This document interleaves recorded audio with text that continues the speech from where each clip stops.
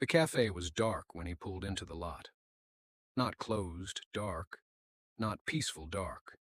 The kind of dark that told a story of neglect before he even stepped out of the car. One of the exterior lights had burned out above the entrance.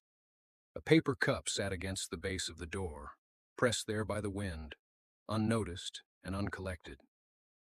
He stood in the cold pre-dawn air, hands in his coat pockets, and looked at the place with the quiet, methodical eye of a man who had built too much to let something this small fail quietly. He had bought the cafe 2 years ago as a secondary investment. A corner location, good foot traffic, decent reviews once. Lately the numbers had started sliding, not crashing, just bleeding slowly, the way things do when no one is truly watching. He had sent his operations manager twice. Both times, the report came back with vague language and polite explanations. Tonight he decided to come himself. It was 4:47 in the morning. He used his master key at the side entrance, stepping into the narrow back hallway that smelled of dish soap and old coffee grounds. The kitchen was empty, as expected. Prep wouldn't start for another hour. He moved quietly through to the main floor. That was when he saw her. She was on her knees near the center of the room, her back to him, working a cloth in slow, deliberate circles across the tile floor. She wore a faded gray uniform that was clearly not the current staff issue. 2 sizes too large, one sleeve slightly frayed at the cuff. Her hair was tied up loosely, a few strands falling forward as she leaned into the work, and at her feet, she had taken her shoes off and set them neatly beside a bucket near the far wall, working barefoot against the cold tile because, he would understand only later, she did not want to track new marks across what she had already cleaned.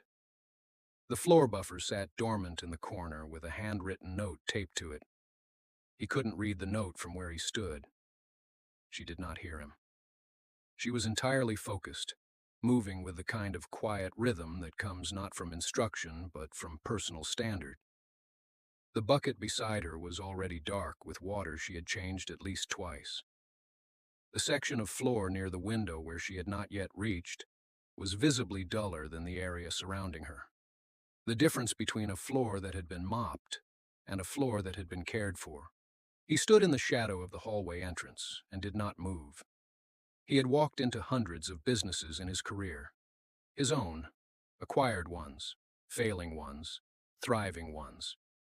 He knew how to read a room, how to read a staff, how to read the truth a space tells when the people in charge think no one important is watching. She had no ideas anyone important was watching. That was the only reason he was seeing her clearly. He took one careful step back and let the shadow hold him. It was not a calculated decision. He did not think, I will observe her without her knowing. It was simply that moving forward felt like it would destroy something. The way you stop walking in a forest when you realize the animal you're watching hasn't noticed you yet. And you understand that the moment it does, you will only see its retreat, not its truth. So he stayed still, and he watched. She wrung the cloth over the bucket with both hands, the way someone does when they are trying to be thorough rather than fast.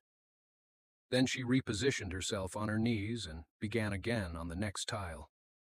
Her movements were not dramatic. There was no performance in them. She was not sighing heavily or glancing at the clock mounted near the register.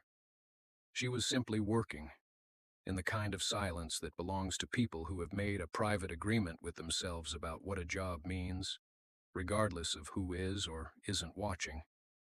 He had seen people perform diligence. He knew what it looked like.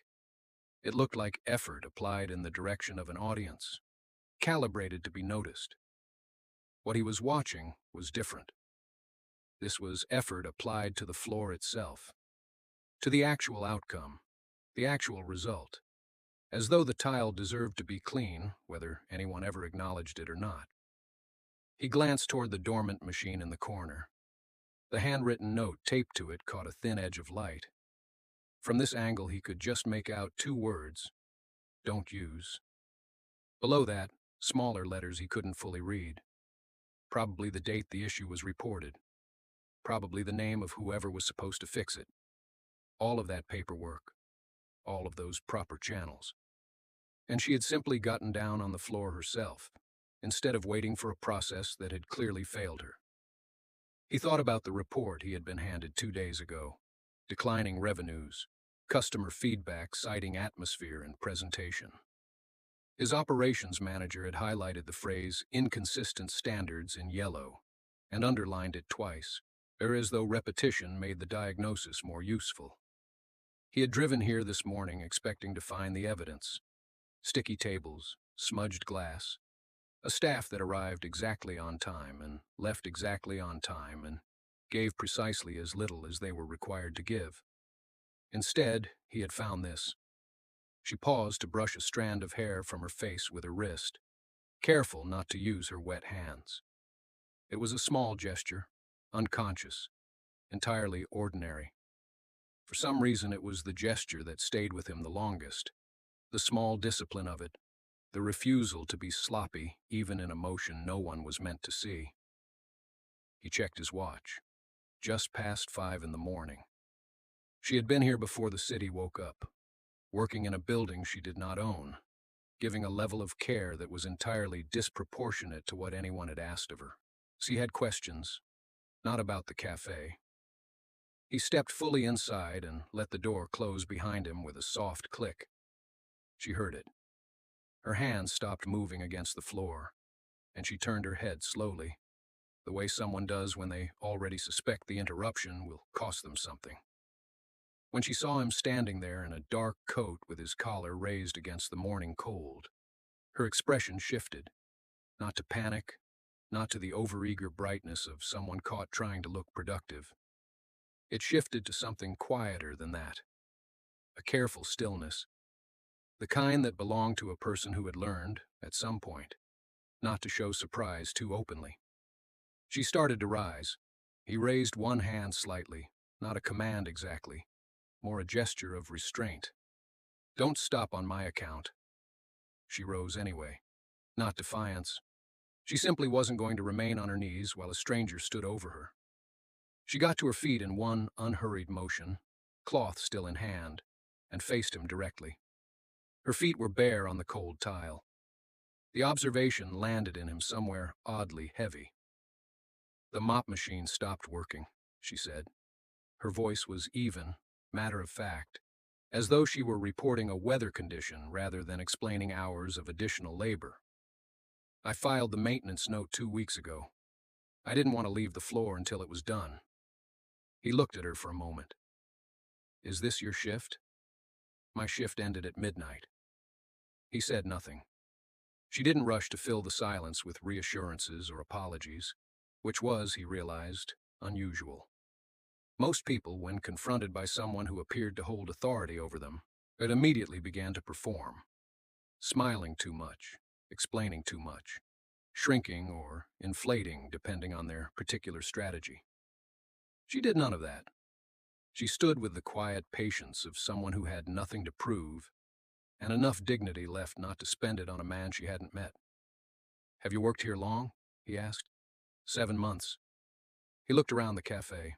The floor behind her was clean in a way floors rarely were. Not just washed, but attended to. The kind of clean that required not speed, but care. He could see the difference clearly between where she had worked and the sections she hadn't yet reached. The contrast was almost embarrassing. "And the rest of the staff," he said. "They left when their shifts ended?" She paused. He noticed the pause. She was deciding something. How honest to be, perhaps. Or whether honesty was something she could afford at 5 in the morning with an unidentified man asking questions about her colleagues. "They had reasons," she said finally. It was a careful answer. Loyal without being dishonest. She hadn't covered for anyone exactly, but she hadn't condemned them either. She had simply declined to be the instrument of someone else's consequences when she didn't know who was asking or why.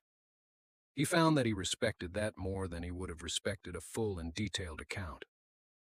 "Are you cold?" he asked. She looked down at her feet as though she had only just remembered them. A little, she admitted. It was the first thing she had said, without calculating the cost. As though the question had slipped past whatever careful wall she'd built around honesty, and for one unguarded moment, she had simply told the truth. He stood up from the chair he'd drawn close. She watched him cross the cafe with an uncertainty she didn't try to hide. Her eyes tracking him the way a person watches a stranger do something unexpected in their direction. He came back with the folded jacket he had left over the back of the booth. He set it on the floor beside her, not handed to her. Set beside her, close enough to reach. She looked at it for a moment. Then she looked at him. "I'm not going to stop working," she said. "I didn't ask you to." She studied his face.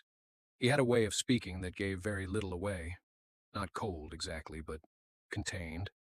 The way a room feels contained when it has been locked for a long time. Still, she picked up the jacket.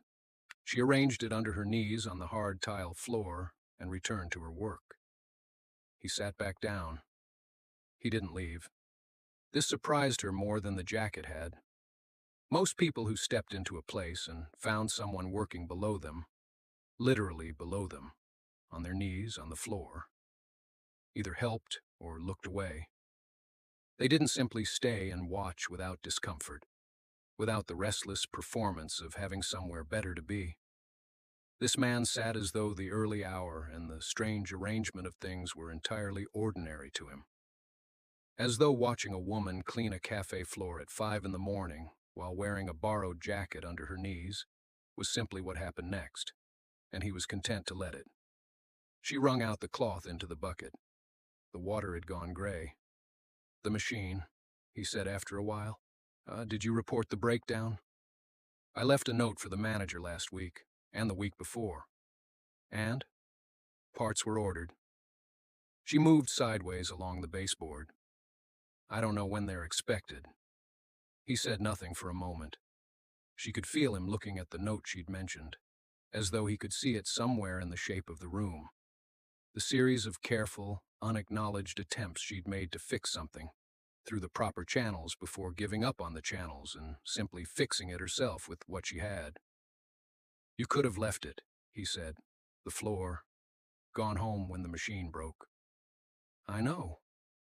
Why didn't you?" She was quiet for a moment.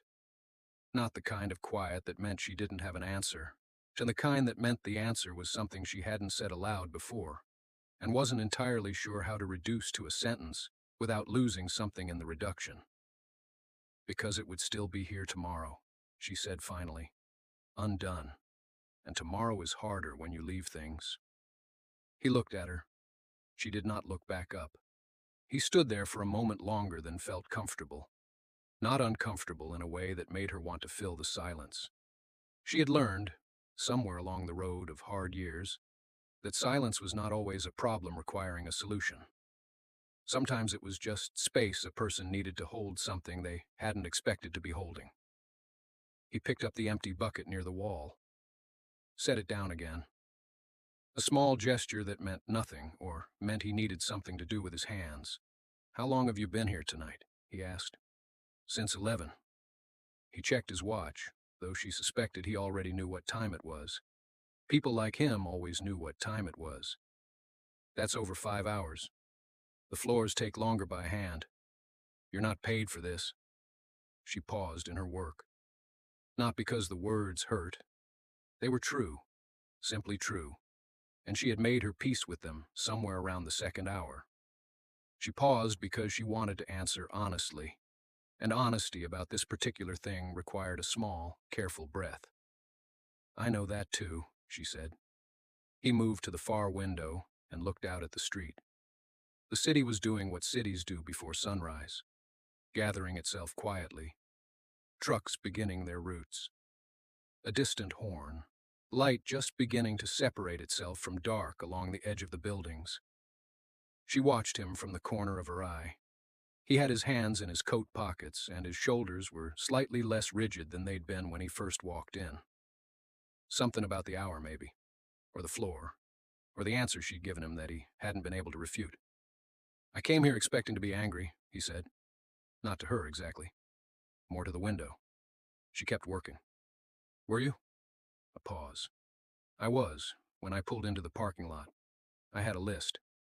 He said the word like it faintly embarrassed him. Complaints. Things I'd noted from the reports. Inventory discrepancies. Customer reviews mentioning the bathrooms. The bathrooms need new caulking along the back wall, she said. I wrote that down too. He turned from the window and looked at her then. Really looked. In a way she felt without returning it. The kind of look that is trying to recalibrate something.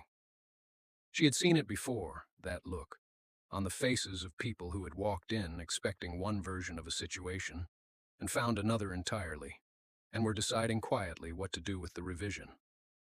Why are you the one writing these things down? He asked. You're the overnight cleaner. Someone has to. The manager doesn't come in until 9. She moved to a new section of floor, the cloth pulling across the wood in long, even strokes. By then, the breakfast rush has started, and nobody has time to talk about caulking. He was quiet again. She could hear him thinking. Or maybe that was just the sound of the building settling, the refrigerators cycling, the ordinary noises of a place that had no idea it was being paid a different kind of attention tonight. He crossed the room slowly, not toward her, but parallel to her path. The way a person moves when they don't want to interrupt something, but can't quite stop themselves from being near it.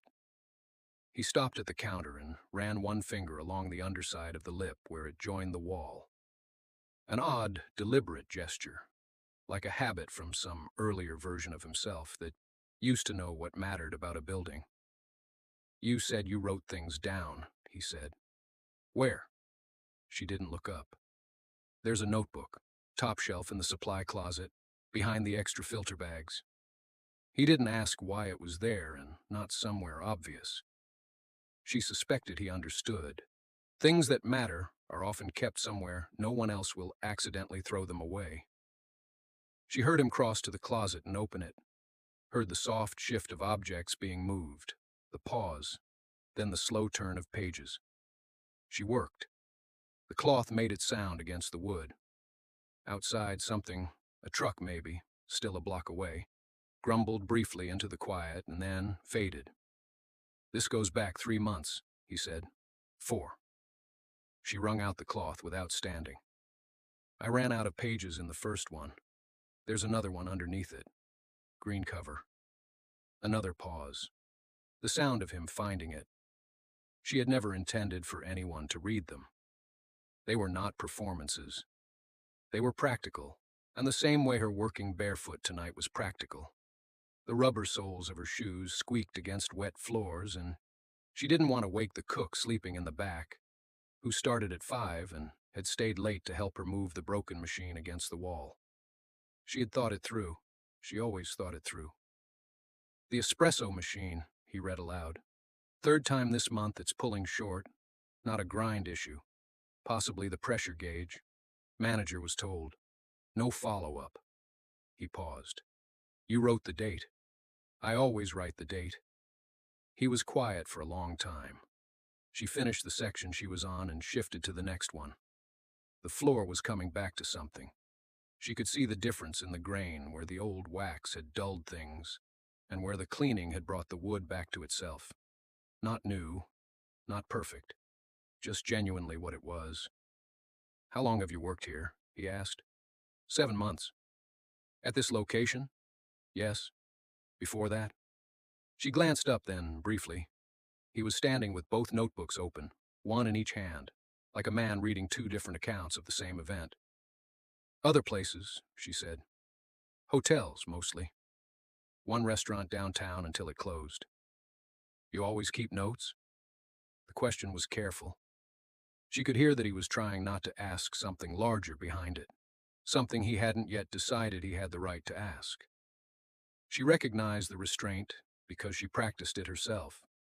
The discipline of staying inside the question you can afford to ask instead of the one burning underneath it.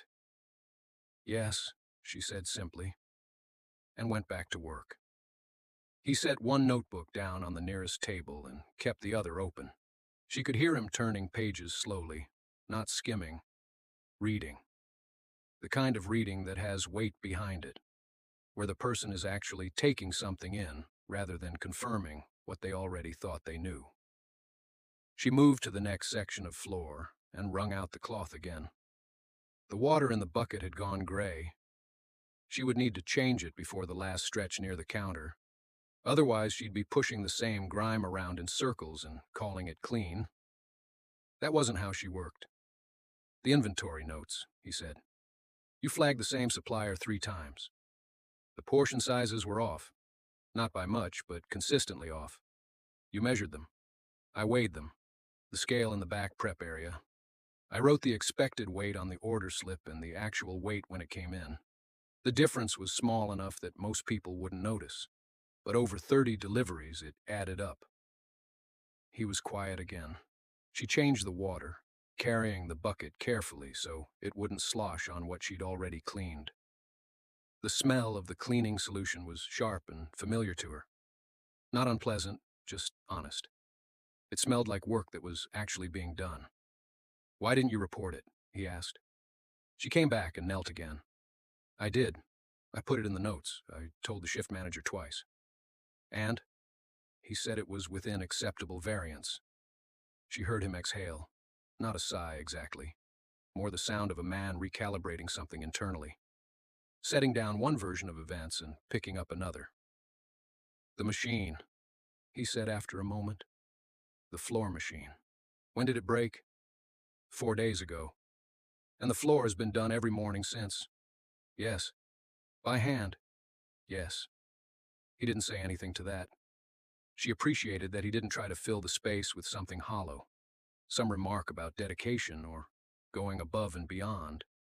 The kind of phrase people used when they were impressed, but didn't know how to just be impressed without packaging it. She worked her way along the baseboard. There was a scuff near the far wall that wasn't going to come out. She'd known that the first morning, had noted it in the logbook with the date and a short description so that if anyone ever questioned it, there was a record of when it had appeared and that it wasn't neglect. She cleaned around it anyway, the same as always. The manager, he said. His voice had changed slightly. Quieter, more deliberate.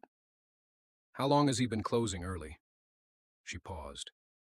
Not long, just a breath. She hadn't written that in the logbook because she hadn't been certain enough, hadn't had numbers she could stand behind. But she had noticed. She always noticed. She looked up at him for the second time that morning.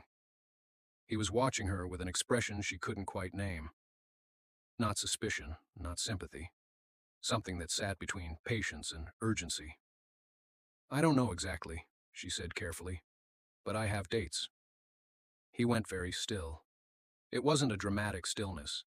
He didn't straighten or cross his arms or do any of the things people did when they were pretending to be calm. He simply stopped, the way a person does when something lands differently than expected, when the ground shifts slightly underfoot, and they need a moment to find their footing again. You have dates, he repeated, in my logbook. She sat back on her heels, the cloth still in her hand. I document the open and close times when I arrive. It's not officially required, but I started doing it because I wanted a record of my own hours in case there was ever a discrepancy. She paused. After the 3rd week, I noticed a pattern in the close times. They were earlier than the posted hours. Not by much at first. 15 minutes. Then 30. She said it plainly, without drama, because the facts themselves were enough. She hadn't built a case against anyone. She had simply written down what was true every morning in a column of small, careful numbers. He moved then, not toward her, but toward the counter, so where he set both hands flat on the surface and looked out through the front window at the dark street. She watched his reflection in the glass for a moment. His expression had closed in a way that wasn't anger exactly, more like someone tallying something they had been hoping not to have to tally. She went back to the baseboard, not because she was indifferent to what was happening, but because the floor still needed finishing. and she had learned that the best thing she could do in uncertain moments was continue doing what she came to do. It kept her grounded. It kept her honest. "You never reported it," he said. "Not an accusation. Something closer to genuine curiosity." "I didn't have enough to report with confidence," she said. 15 minutes can be a closing decision. 30 minutes, twice in a row, could be circumstance. I needed a pattern that held long enough to mean something. She moved the cloth in a slow arc. I was still building it. He turned from the window. She could feel him looking at her again. That particular quality of attention he had. The kind that didn't slide off you but stayed, settled. Like he was actually trying to understand something, rather than just gathering information. How long is the pattern now? She thought about the logbook, the column of numbers, the way they added up quietly over weeks. "Long enough," she said. He didn't ask her to show him right then. She hadn't expected him to. He was the kind of person who knew when to press and when to let a thing rest for a moment so it could be handled properly. That much she had understood about him from the first morning, here when he hadn't demanded explanations, but had simply watched and waited. She reached the corner of the baseboard, finished the last section, and sat back. The floor was done. Outside, the sky had begun to shift. Not yet light, but no longer fully dark. She stood slowly, pressing one hand against her knee as she rose. He watched without comment, but she noticed he had shifted slightly, as if the instinct to offer a hand had arrived, and then been considered and set aside. Not out of indifference, but because he understood by now that she didn't want to be helped up from things she could manage herself. That mattered more than she wanted to admit. She gathered the cloth and the small bucket and carried them back toward the supply closet. He followed at a distance that wasn't quite following, more like moving in the same direction because the conversation had not yet finished, and neither of them was ready to end it. "You said long enough," he said, when she had set the bucket down. "I want to see it." "Now? Unless you have somewhere else to be before sunrise." She almost smiled. She went to the shelf where she kept the logbook between two boxes of paper napkins. Not hidden exactly, but placed where no one would think to look unless they already knew her habits. She took it down and held it for a moment before handing it to him. He opened it in the middle, then turned back to the beginning. She watched him read. His expression didn't perform anything. It didn't widen with surprise or tighten with skepticism. He just read, and she found herself trying to remember the last time anyone had looked at something she'd made with that kind of seriousness. He turned a page, then another. "The supplier adjustment here," he said, pointing to a row near the bottom of a page. "You flagged this 3 weeks before it became a problem I was briefed on. The portion weights were drifting, small per unit, but it compounds. I know how it compounds." He wasn't dismissing her. He was agreeing, firmly, in the way people do when they've had to explain something to rooms full of people who didn't understand and now finally encounter someone who does. He turned another page. "And the Thursday pattern. Traffic drops, but supply order doesn't adjust. The waste percentage spikes every week, and nobody was accounting for it as a structural problem.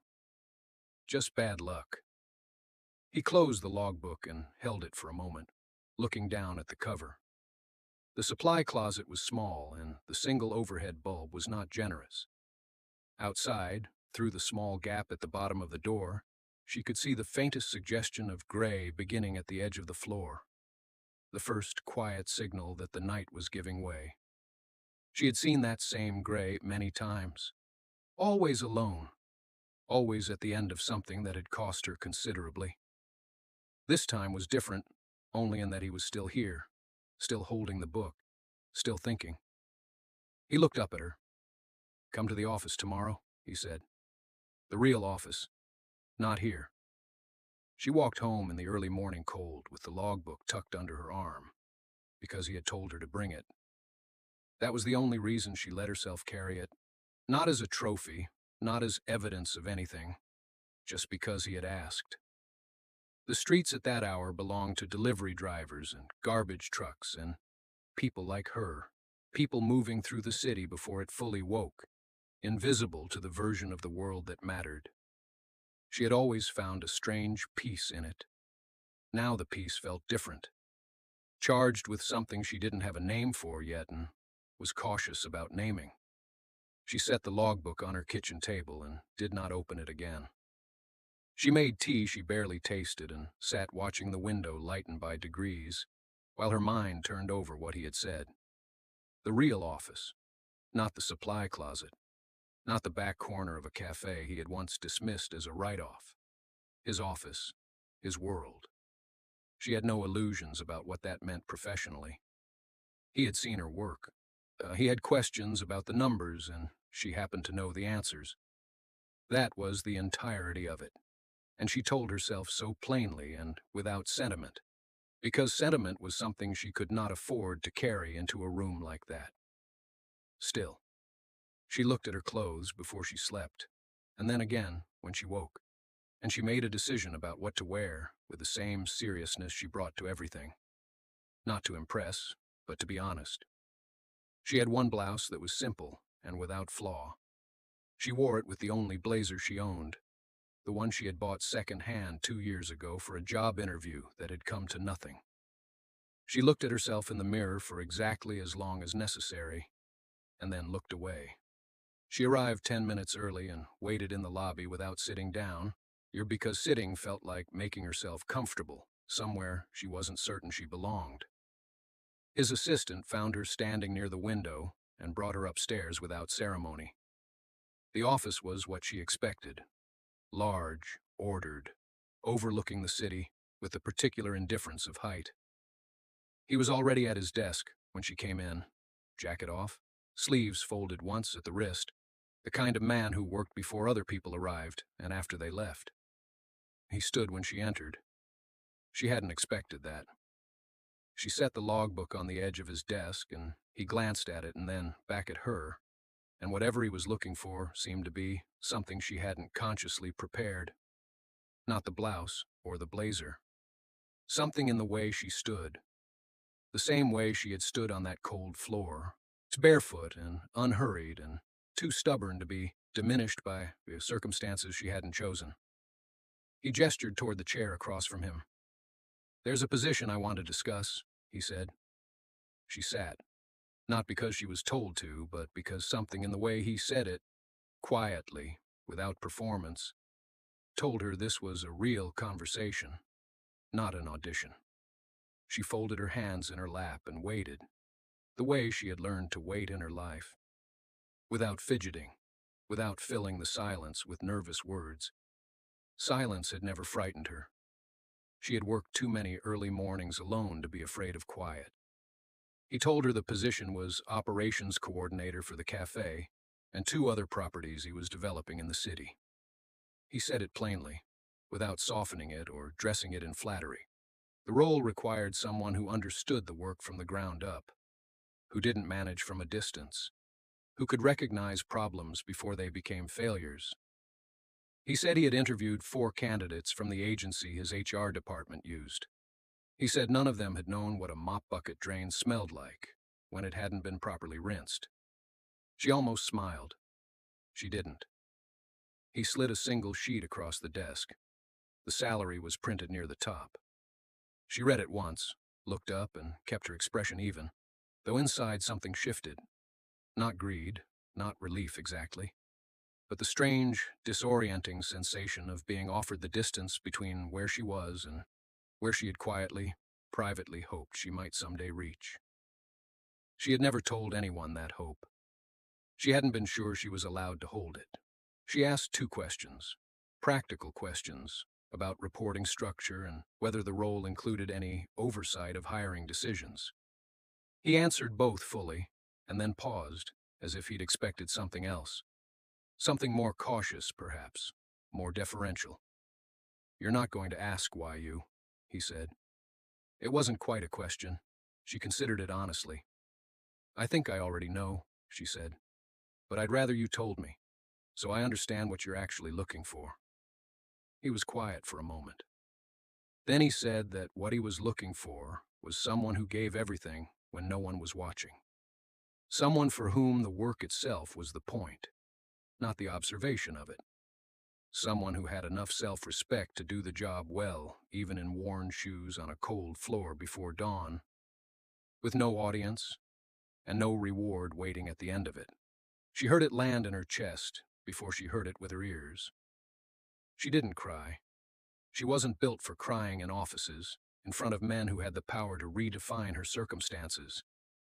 But something behind her ribs loosened very slightly, like a door that had been held shut for years by pure determination, and was now, very carefully, being permitted to open. She picked up the sheet from the desk and folded it once. "I'll give you my answer tomorrow," she said. He nodded. "I know what it will be." She gave him her answer the next morning. She arrived at the same time she always did, before the street outside had fully woken, while the sky was still the color of something deciding whether to become daylight. She let herself in through the side entrance, the way she always had. She stood in the middle of the cafe floor and looked at it the way she always looked at it. Not as an employee surveying a workspace, but as someone who had spent enough quiet hours with a place to understand what it needed before it asked. Then she went upstairs and slid the folded sheet under his office door. On it, in her careful, unpretentious handwriting, she had written one word. Yes. She was behind the counter when he came down. He didn't say anything at first. He ordered a coffee, which she had already made, because she had heard his footsteps on the stairs, and she knew by now how long it took him to reach the bottom. He accepted the cup and stood at the counter and looked at her, and she let him look. "You could have told me downstairs," he said. "I know," she said, "but I wanted you to find it, the way I found the orchid." He was quiet. She watched something move through his expression. Not surprise, exactly, but a recognition of the kind that comes when you realize a person has been paying attention to you for longer than you knew, and in more ways than you expected. It was a strange and careful feeling to be on the receiving end of. She had the sense he was not accustomed to it. "I don't know how to do this particularly well," he said finally, in case that wasn't apparent. "It was," she said. "I'm not asking you to do it well. I'm asking you to do it honestly." He nodded once. It was enough. In the months that followed, the cafe changed. Not dramatically, not overnight, but in the way that things change when someone who truly understands them is finally given the authority to act on what they see.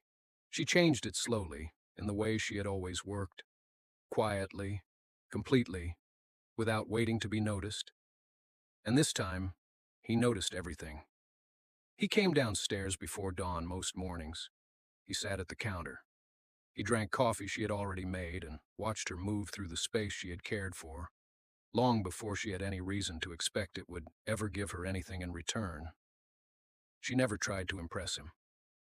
She never had. That was why, in the end, he was more impressed by her than by anyone who had ever tried. She had given everything when no one was watching. He had been watching longer than she knew. And what he had seen had been, quietly and completely, enough.